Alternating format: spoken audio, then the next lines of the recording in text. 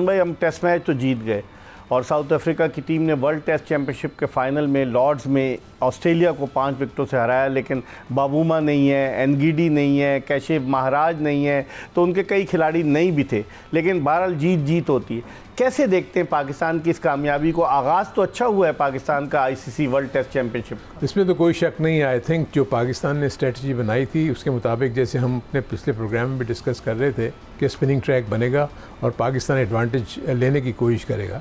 उसके बाद तो सबसे बड़ा प्लस पॉइंट ये हुआ कि पाकिस्तान टॉस जीत गया, क्योंकि ऐसी सिचुएशन में आपका टॉस बहुत इंपॉर्टेंट रोल प्ले करता है, क्योंकि पहली इनिंग में सरफेस ज़्यादा अच्छी होती है, इतना ज़्यादा वेयर एंड टेयर उसमें नहीं होता पिच में, तो इसलिए आपको बैटिंग करना आसान होता है। आपने देखा होगा 300 से ज़्यादा रन बनाए 350 से, और वो लीड जो पाकिस्तान ने ली वो बहुत कारगर साबित हुई, क्योंकि पाकिस्तान ने सेकंड इनिंग में कोई अच्छी कारकर्दगी नहीं दिखाई बैटिंग में।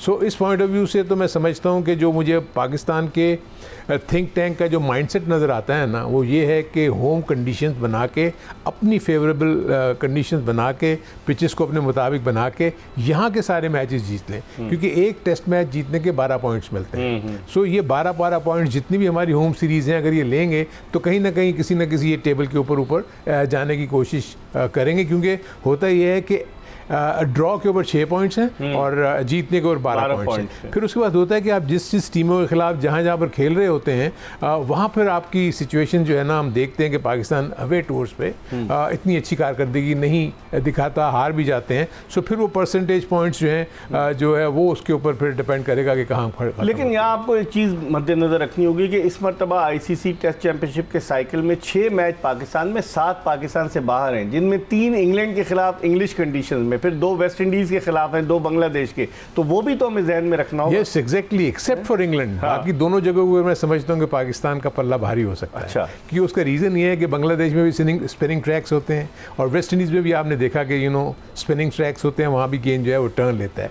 तो वहाँ पर मुझे लगता है कि पाकिस्तान का इस साइकिल में थोड़ा सा एज है पाकिस्तान को, कि इनके पास ऐसी जगहों के ऊपर खेलने के मौके मिलेंगे जहाँ पाकिस्तान दूसरी टीम के ऊपर हावी हो सकती है। लेकिन हैविंग सेड दैट, इसमें तो ये होगा कि यही वो 2 मुल्क हैं, वेस्ट इंडीज़ और बांग्लादेश, जहाँ पर अपने इन दोनों स्पिनर्स को लेके जा सकते हैं। आपने इससे पहले देखा होगा कि यहाँ इन्होंने मैचेस जिताए और ऑस्ट्रेलिया, साउथ अफ्रीका, यहाँ कहीं भी ऐसी जगह पर जाएंगे तो इन दोनों को लेके नहीं जाएंगे। तो ये मुझे साइकिल में कुछ एडवांटेज पाकिस्तान की तरफ नज़र आ रहा है, उसको इन्होंने किसी तरीके से ग्रैब करना है। लेकिन जिस किस्म की बैटिंग की परफॉर्मेंस सेकेंड इनिंग में हुई ना, वो थोड़ा सा शेकी है। आपने जैसे भी कहा कि साउथ अफ्रीका की टीम पूरी तरह मुकम्मल नहीं थी, उनके कुछ प्लेयर्स अनफिट हैं और वो टीम के साथ नहीं हैं। सो एक तो वो भी रीज़न होगा, लेकिन कंडीशंस का डिफरेंट था, उसमें तो डिफरेंस बहुत बड़ा था। इंग्लैंड की कंडीशंस और पाकिस्तान की कंडीशन में ज़मीन आसमान का फ़र्क है। और ये प्लेयर्स हम पहले भी कह रहे थे कि ऐसी पिचेस के ऊपर खेलने के आदी नहीं है, ना बैट्समैनों ने ऐसी पिचेस के ऊपर अपने होम कंट्री में खेला है, ना ही इनके स्पिनर्स ने ऐसी कंडीशंस के ऊपर स्पिन बॉलिंग की है। तो इसलिए मैं समझता हूँ कि उसके बावजूद, महाराज के ना होने के बावजूद, इन्होंने बुरी परफॉर्मेंस नहीं दी। लेकिन अब रावलपिंडी टेस्ट में महाराज भी होगा और मुतसामी जो सिर्फ 5 टेस्ट मैच खेला था, उसने 6ठे टेस्ट मैच में 11 विकेटें ले ली मजमूई तौर। देखिए, जब पिचेस ऐसी कंड्यूसिव हों स्पिनर्स के लिए, तो इस बात के इम्कानात बढ़ जाते हैं कि जो अच्छी लाइन और लेंथ के ऊपर बॉल करने वाला बॉलर है उसको विकेट्स मिल सकती हैं। आप देखें, हमारे यहाँ भी देखें कि साजिद ने और नोमान ने तंग करके रखा हुआ था उन्हें, क्योंकि मैं फील करता हूँ कि पिच इतनी बुरी इन दैट सेंस नहीं थी कि ऑकवर्ड बाउंस नहीं था, स्पिन हो रहा था, इसमें कोई शक नहीं है। और स्पिन जब होगा तो आपका फिर आर्ट ऑफ बैटिंग आपको पता लगती है, आपके स्किल्स का पता लगता है कि आप कैसे नेगोशिएट करते हैं, क्योंकि काफ़ी शार्प टर्न भी था, कई जगह पे आपको बाउंस भी नज़र आया। और आप देखेंगे जितने स्लिप में कैचेस हुए, इसका मतलब बाउंस था तो स्लिप तक कैरी किया ना, अगर लो बाउंस होता तो स्लिप तक कैरी नहीं करता। तो इस पॉइंट ऑफ व्यू से मैं समझता हूँ कि पिच बुरी नहीं थी।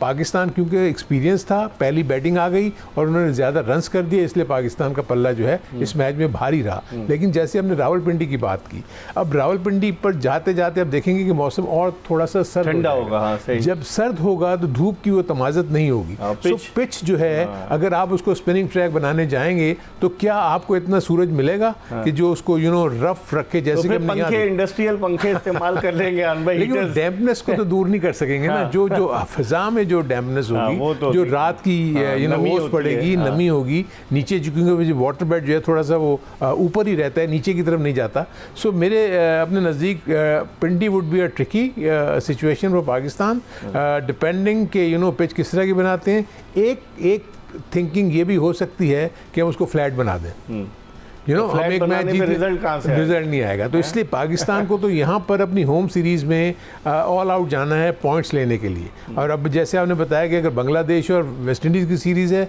तो स्टिल पाकिस्तान के पास चांस है। आपने देखा होगा कि हाल ही में वेस्ट इंडीज़ 2 टेस्ट मैचेस हारी है इंडिया से इंडियन कंडीशन में। सो इसलिए इसी किस्म की कंडीशन वहाँ होंगी तो पाकिस्तान के पास एज है, क्योंकि मैं वेस्ट इंडीज़ की टीम को देख रहा था, उनकी बैटिंग में वो स्ट्रेंथ नहीं है और उनकी बॉलिंग में भी मैं नहीं नजर आया मुझे क्योंकि ऐसा बॉलर हो जो इनको तंग कर सके। वॉरिकैन जो था एक बॉलर, लेकिन यानी वो पाकिस्तान में भी आउट करके जितवाया था। लेकिन हाँ भाई, जो अगर आप बात कर रहे हैं वेस्ट इंडीज की, ठीक है, साउथ अफ्रीका को पाकिस्तान के दौरे के बाद इंडिया जाना है खेलने के अगेन। ये भी टेस्टिंग टाइम है साउथ अफ्रीका के लिए। अब देखें ना, अब साइकिल जब बनता है ना, उसमें फिर आपके पास उस वक्त आपकी एडवांटेजेस पोजीशन होती है कि आपकी होम कंडीशंस में आपको ज़्यादा मैचेस मिलें और वहाँ पर अगर आप अपनी होम कंडीशंस का एडवांटेज लेते हुए जो विजिटिंग टीम है उसके ऊपर आप प्रेशर डाल सकें तो मैच जीतने की सूरत में आपको पॉइंट्स मिलेंगे। अदरवाइज देखें ऑस्ट्रेलिया इस वक्त थ्रू जा री है, उन्होंने बहुत अच्छा खेलते हुए टॉप पे है। पाकिस्तान ने क्योंकि अभी एक ही मैच खेला है तो इसलिए 100% आपके परसेंटेज पॉइंट्स तो आप ऊपर ही हैं, इसमें कोई शक नहीं। लेकिन जब जो आप मैचेस खेलेंगे उस हिसाब से आपके पॉइंट्स के ऊपर फ़र्क आएगा। अगर आप मैचेस नहीं जीतते, अगर आप हारते हैं तो फिर वो थोड़ा सा डेंट लगता है। लेकिन आप इंडिया की बात करते हैं, इंडिया वाले कहते हैं कि जी पाकिस्तान जो है वो तो क्रिटिसाइज़ करते हैं कि पाकिस्तान स्पिनिंग ट्रैक बनाता है, तो इंडिया कौन से ऐसे ट्रैक बनाता है? वो भी तो अपने बॉलर्स के मुताबिक ट्रैक तैयार करता है। आपको याद होगा मुंबई टेस्ट में एजाज पटेल ने 10 की 10 विकेटें ली न्यूजीलैंड के हैं और अनिल कुंबले ने 99 के दिल्ली टेस्ट में 10 की 10 विकेटें ली, तो वो भी तो स्पिन ट्रैक बताते हैं। इसमें तो कोई शक नहीं है। देखिए, होता यही है कि हर वो टीम जो अपने मुल्क में सीरीज़ खेलेगी कोशिश यही करेगी, अपनी स्ट्रेंथ को देखती है। वो स्ट्रेंथ को ये देखती है कि अगर हमारे पास स्पिनर्स अच्छे हैं तो उनको स्पिनिंग ट्रैक बनाते हो। और इंडिया में तो आप देखें कि जब से फास्ट बॉलर्स आए हैं, अगर इंडिया का अवे टूर्स का रिकॉर्ड देखें तो पाकिस्तान से बहुत बेहतर है। ऐसा नहीं है कि इंडिया ने अवे टूर्स के ऊपर कामयाबियां हासिल की, फास्ट बॉलर में अच्छी परफॉर्मेंस, सिराज ने देखें अभी इंग्लैंड के खिलाफ सीरीज में, सिराज बहुत, बुमराह हो गए, उसके पीछे उनका जो बैकअप पूल है वो भी बुरा नहीं है। उनके काफ़ी प्लेयर्स बाहर भी बैठे हुए हैं जो कि इस बात के इंतजार में कब हमें मौका मिलता है। सो मेरे अपने नज़दीक इंडिया के साथ तो हमें कंपेयर अपने आप को नहीं करना चाहिए, लेकिन जो भी इस वक्त अवेलेबल हमारे पास जो इस वक्त सिनेरियो बनता हुआ नज़र आ रहा है उसका मैक्सिमम एडवांटेज पाकिस्तान को लेना चाहिए। आप समझते हैं कि हसन अली की जगह बनेगी? हसन अली को जो है इन्होंने खिलाया था, हालांकि उसकी जगह एक स्पिनर खिला सकते थे। देखिए, मेरे अपने नज़दीक जो जहन में इनके था, जो कि बाद में प्रूव भी हुआ कि ये रिवर्स स्विंग करने में ये कामयाब हो जाएंगे, लेकिन जो फर्क बहुत बड़ा था कि हसन की पेस नहीं है। देखिए, रिवर्स स्विंग उसी वक्त कामयाब होगा कि जब पेस होगी, क्योंकि जब आप 140, 138, 139 पे बॉलिंग करेंगे, हवा में वो तेज आता है, जब उसकी मूवमेंट आपको रिवर्स स्विंग की नजर आती है तो बैट्समैन के लिए प्रॉब्लम होता है। जैसे कि शाहीन आफरीदी ने दिखाया कि उसने 4 विकेट से, वरना तो आपके वो आउट नहीं हो रहे थे। हाँ, तो लेकिन मेरे अपने नज़दीक एक और स्पिनर को उनको ऐड करना चाहिए अगर तो स्पिनिंग विकेट बना रहे हैं वहाँ पर, क्योंकि 2 ओवर के लिए 3 ओवर के लिए एक फास्ट बॉलर को खिलाने का कोई फायदा नहीं है। आप दूसरे एंड से स्पिनर से भी आगाज कर सकते हैं, शाहीन मसूद आगे 3 से 4 ओवर कर सकता है। सो आई डोंट थिंक सो कोई ऐसा इशू होना चाहिए। हारून रशीद हमारे साथ मौजूद है, पाकिस्तान के फॉर्मर चीफ सेलेक्टर और फॉर्मर टेस्ट क्रिकेटर, अपनी राय का इजहार कर रहे हैं। हम एक ब्रेक की तरफ बढ़ रहे हैं,